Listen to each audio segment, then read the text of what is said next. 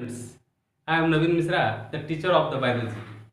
Just biology is a special type of subject, and somebody says my biology is not so good. Why? Because I do not understand anything in biology. तो मैं कहना चाहूँगा कि biology जो है एक दूसरे तरह का सब्जेक्ट है, हर सब्जेक्ट से हटके है। आप अगर थोड़े भी केमिस्ट्री, चाहे फिजिक्स, चाहे मैथ्स पढ़ें तो आप दूसरों को बता सकते हैं, नहीं बहुत ज़्यादा, हल्का फुल्का ही बता सकते हैं। लेकिन बायोलॉजी एक ऐसा सब्जेक्ट है कि जब तक आप उसके मीनिंग को नहीं जानेंगे आप दूसरों को बता ही नहीं सकते। अगर आप खुद बायोलॉजी नहीं पढ़े हैं तो आप दूसरों को नहीं बता सकते। तो इसी वजह से बहुत सारे स्टूडेंट्स को बायोलॉजी समझ में आता ही नहीं, बिल्कुल नहीं आता।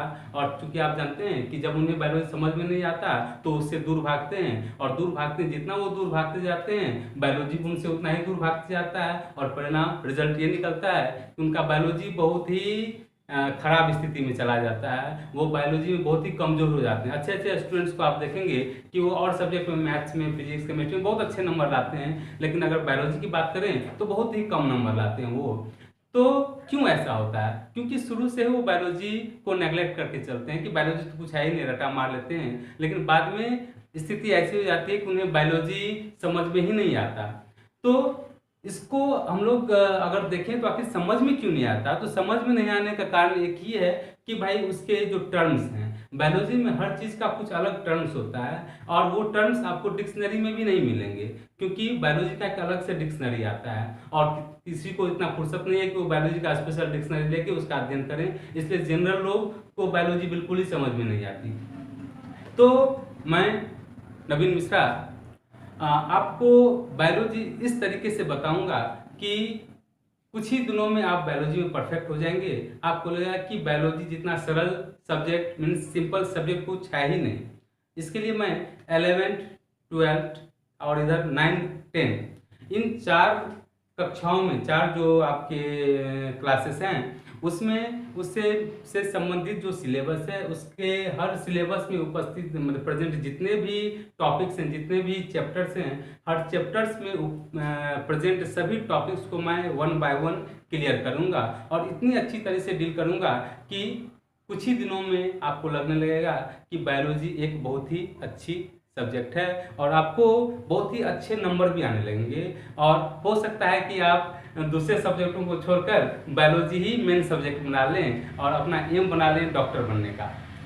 तो जैसे कि मैं छोटा सा एग्जांपल देता हूँ, आप बायोटेक्नोलॉजी का नाम सुने होंगे, ये क्लास 12 में है, बायोटेक्नोलॉजी एंड इट्स एप्लीकेशन।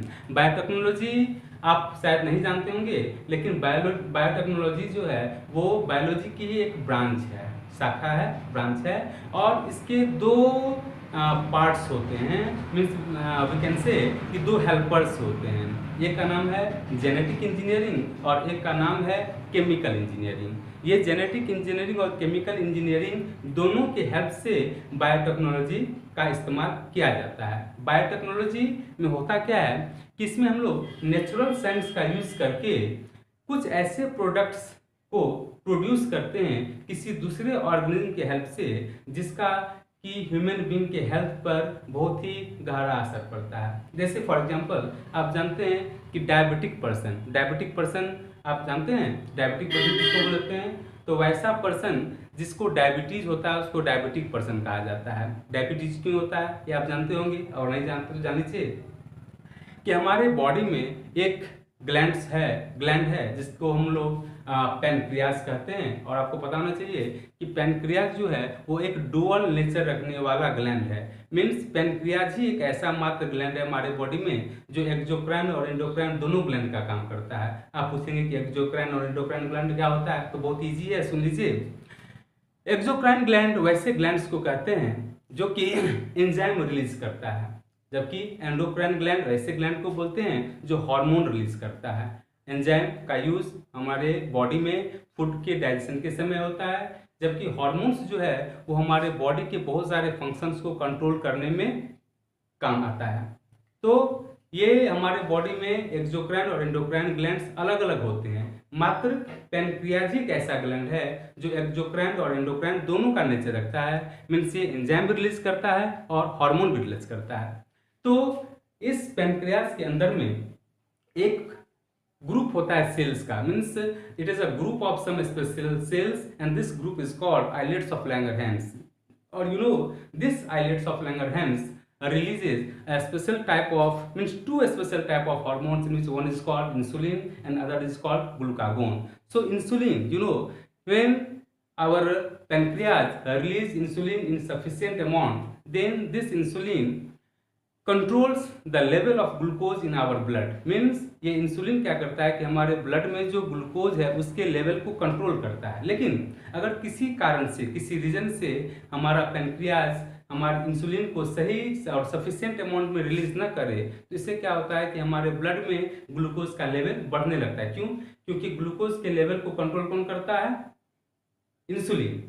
इनका मतलब क्या हुआ कि ग्लूकोज आप जानते हैं कि एनर्जी गिविंग फूड मटेरियल है, मीन्स एक तरह का कार्बोहाइड्रेट है, सिंपलेस्ट कार्बोहाइड्रेट है आपका ग्लूकोज. तो ग्लूकोज हमारे बॉडी को एनर्जी देता है. हम लोग जो दैनिक जीवन में, मीन्स जो भी डेली लाइफ में फंक्शन करते हैं उसके लिए हमें एनर्जी की जरूरत होती है, और ये एनर्जी हम लोग को कौन देता है? तो ग्लूकोज देता है. लेकिन ऐसा तो है नहीं कि आप हर दिन बिल्कुल मेजरमेंट के जरिए ही ग्लूकोज लेते हैं, ऐसा होता नहीं है. जितने हमारे बॉडी को ग्लूकोज को जरूरत होती है वो तो कंज्यूम हो जाता है हमारे बॉडी को एनर्जी देने में. लेकिन जो एक्स्ट्रा ग्लूकोज है, वो एक्स्ट्रा ग्लूकोज अगर हमारे ब्लड में बढ़ता रहे तो ऐसे कंडीशन में हम लोग को डायबिटीज हो जाता है. तो ये इंसुलिन क्या करता है कि उस एक्स्ट्रा ग्लूकोज को ग्लाइकोजन में कन्वर्ट कर देता है, और वो ग्लाइकोजन हमारे मसल्स और लिवर में जाके इकट्ठे हो जाते हैं. लेकिन अगर किसी वजह से पैनक्रियाज सही और सफिशिएंट अमाउंट में इंसुलिन रिलीज ना करे, तो क्या होगा कि हमारे ब्लड में जो ग्लूकोज का लेवल है वो बढ़ने लगता है और वो ग्लाइकोजन में कन्वर्ट नहीं हो पाता, और तब ऐसी सिचुएशन को ही हम लोग कहते हैं डायबिटीज. तो अब मान लीजिए कि कोई डायबिटिक पर्सन हो गया, उसका पैनक्रियाज जो है वो सही अमाउंट में सही अमाउंट में इंसुलिन प्रोड्यूस नहीं कर रहा है, तब तो वो जो पर्सन है वो पूरे लाइफ भर डायबिटिक पर्सन के फॉर्म में ही रहने लगेगा. लेकिन आजकल क्या हो गया कि बायोटेक्नोलॉजी के जरिए हम उसको दूर कर सकते हैं. बायोटेक्नोलॉजी के जरिए आर्टिफिशियली हम लोग इंसुलिन का प्रोडक्शन करते हैं, और इसके लिए हमने जैसा कि कहा कि किसी ऑर्गेनिज्म के हेल्प से ही हम लोग प्रोड्यूस करते हैं, और उसमें सबसे बेहतर जो है उसका नाम है इकोलाई बैक्टीरिया. इकोलाई बैक्टीरिया से के जरिए हम लोग क्या करते हैं कि इंसुलिन को आर्टिफिशियली प्रोड्यूस करते हैं, और उस इंसुलिन को जब किसी डायबिटिक पर्सन को दिया जाता है इंजेक्शन के थ्रू, तो वो इंसुलिन क्या करता है कि उसके ब्लड में जो ग्लूकोज का लेवल बढ़ गया था उसको डाउन करके फिर से लेवल में ले आता है, और वो अपने को बेहतर महसूस करता है. जैसा कि आपको पता होना चाहिए कि ये इंसुलिन जो आर्टिफिशियली हम लोग किसी डायबिटिक पर्सन को देते हैं, तो वो आजकल की ही बात नहीं है, पहले भी दिया जाता था. लेकिन पहले क्या है कि एनिमल, खास करके जो पिग होता है जिसे सुअर कहते हैं, तो पिग को मार करके उसके पैनक्रियाज से उस इंसुलिन को निकाला जाता था, और उससे वो इंसुलिन किसी डायबिटिक पर्सन को जब हम लोग इंजेक्शन के थ्रू देते थे तो वो रिलीफ महसूस करता था. और लेकिन आपको पता होना चाहिए कि एनिमल से, खास करके जो पिग से जो हम लोग इंसुलिन निकालते हैं और जब किसी डायबिटिक पर्सन को देते हैं तो उससे उसमें एलर्जी हो जाता है, इन्फेक्शन हो जाता है. लेकिन देखा गया है कि बायोटेक्नोलॉजी के जरिए इकोलाई बैक्टीरिया से जो हम लोग इंसुलिन प्रोड्यूस करते हैं, वो इंसुलिन जब किसी डायबिटिक पर्सन को दिया जाता है तो उसमें किसी भी तरह का एलर्जी उसे नहीं होता.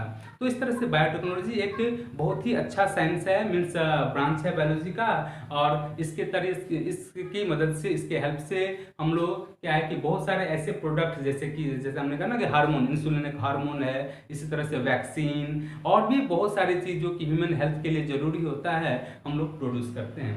बट ये जो बायोटेक्नोलॉजी है उसके इसके दो और भी हेल्पर्स होते हैं. एक का नाम है जेनेटिक इंजीनियरिंग और एक का नाम होता है केमिकल इंजीनियरिंग. मैं थोड़े से इसके बारे में बता देता हूँ. जेनेटिक इंजीनियरिंग क्या होता है? तो जेनेटिक इंजीनियरिंग जो है वो एक ऐसा ब्रांच है जिसमें किसी दूसरे ऑर्गेनिज्म के सेल से डीएनए के छोटे पीस जिसे जीन कहते हैं को निकालकर किसी और ऑर्गेनिज्म के सेल के डीएनए के साथ उसको जोड़ दिया जाता है, और इस तरह से हम लोग जो डिजायर्ड प्रोडक्ट है उसको प्रोड्यूस कर सकते हैं. जैसे कि हमने आपको कहा कि इकोलाई बैक्टीरिया से इंसुलिन प्रोड्यूस करना कैसे किया जाता है, तो सुनिए बायोटेक्नोलॉजी के जरिए ऐसा किया जाता है. कैसे? तो जो जीन इंसुलिन को कोड करता है। अब जीन क्या होता है आप जानते हैं, डीएनए के छोटे से पीस को जीन कहते हैं, means small piece of DNA is called gene. और आपको पता होना चाहिए कि हमारे बॉडी में जितने भी फंक्शंस होते हैं, जितने भी कैरेक्टर्स हैं, सबके लिए जीन ही रिस्पॉन्सिबल होता है। तो जैसे कि इंसुलिन ये हार्मोन है, तो इसके लिए भी जीन होता है। हर जीन अलग अलग कह सकते हैं कि हमारे बॉडी में जो फंक्शन है, फंक्शन नहीं कह सकते कि कैरेक्टर है, स्पेशल कैरेक्टर, उसको कोड करता है। तो इंसुलिन हार्मोन को जो जीन कोड करता है, उस जीन को हम क्या करते हैं कि किसी डिजायर्ड ऑर्गेनिज्म से निकाल कर ले लेते हैं। कैसे निकालेंगे, तो उस जीन का जो डीएनए का छोटा सा पीस है, उसे हम लोग जिस चीज से काटते हैं उसका नाम है रेस्ट्रिक्शन एंजाइम। रेस्ट्रिक्शन एंजाइम को बायोलॉजी की भाषा में बायोलॉजिकल सीजर, मॉलिक्यूलर सीजर्स कहा जाता है। सीजर मीन्स कैंची होता है, आप जानते हैं। तो मॉलिक्यूलर सीजर कहा जाता है रेस्ट्रिक्शन एंजाइम को। इस रेस्ट्रिक्शन एंजाइम के हेल्प से हम लोग क्या करते हैं कि इंसुलिन को कोड करने वाले डीएनए के छोटे से पीस को काट लेते हैं और उसे किसी वेक्टर के थ्रू, वेक्टर जनरली प्लास्मिड को हम लोग यूज करते हैं वेक्टर के रूप में, उस प्लास्मिड के साथ उस डीएनए के छोटे से टुकड़े को जिसे हमने रेस्ट्रिक्शन एंजाइम से काटा था उसको चिपका देते हैं। और जिस एंजाइम से चिपकाते हैं उसका नाम है लीगेज एंजाइम। और इसके बाद प्लास्मिड में जब उस एलाइन डीएनए को जब जोड़ दिया जाता है तो उसको रिकॉम्बिनेंट डीएनए कहा जाता है। और इस रिकॉम्बिनेंट डीएनए को जब इकोलाई बैक्टीरिया के अंदर में इंजेक्ट किया जाता है, तो इकोलाई बैक्टीरिया के अंदर में जाते ही वो जो रिकॉम्बिनेंट डीएनए है वो अपना काम करने लगता है। और आप जानते हैं कि रिकॉम्बिनेंट डीएनए में जीन को कोड करने, सॉरी, इंसुलिन को कोड करने वाला जीन था। तो जैसे ही वो जीन रिकॉम्बिनेंट डीएनए के थ्रू इकोलाई बैक्टीरिया के अंदर जाता है, तो इकोलाई बैक्टीरिया बहुत अधिक अमाउंट में इंसुलिन को प्रोड्यूस करने लगता है। और उस इंसुलिन को हम लोग इकोलाई बैक्टीरिया से एक्सट्रैक्ट करके जब किसी डायबिटिक पर्सन के बॉडी में देते हैं तो वो रिलीफ महसूस करता है। तो इस तरह से आपने देखा कि बायोटेक्नोलॉजी कितना ही हेल्पफुल होता है हमारे लिए, हमारे डेली लाइफ के लिए। तो जेनेटिक इंजीनियरिंग में आपने देखा कि किसी ऑर्गेनिज्म के सेल से डीएनए के छोटे से टुकड़े को लेते हैं और उसको दूसरे ऑर्गेनिज्म के सेल के डीएनए के साथ जोड़ दिया जाता है। अब दूसरा जो इसका पार्ट्स है जिसका नाम है केमिकल इंजीनियरिंग, ये क्या होता है सुनिए।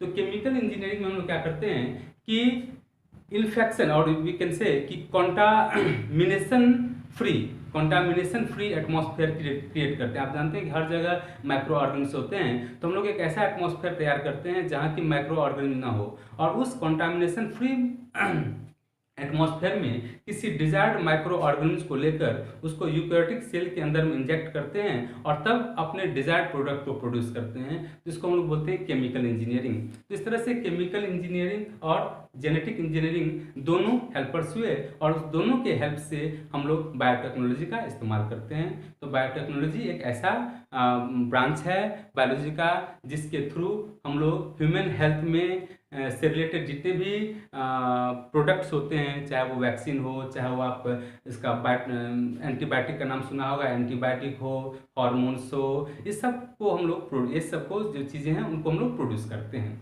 तो इस तरह से मैं बस आज सिंस हमारे और आपकी पहली मीटिंग थी तो मैंने ये सब कहा।